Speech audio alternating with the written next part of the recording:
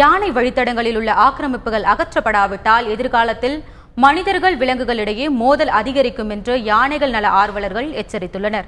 கொடைக்கானல் அருகே உள்ள மலை கிராமங்களை முற்றுகையிட்டுள்ள காட்டு யானை கூட்டம் பயிர்களை சேதப்படுத்துவதுடன் கிராம மக்களை அச்சுறுத்தி வருகிறது. இதனால் விவசாயம் செய்வதை விவசாயிகள் தவிர்த்து வருகின்றனர். கடந்த 2 ஆண்டுகளில் யானைகள் தாக்கி உயிரிழப்போர் சம்பவம் தொடர்ந்து வரும் நிலையில் இரவு வேளைகளில் வெளியே செல்வதை கிராம மக்கள் தவிர்த்து வருகின்றனர்.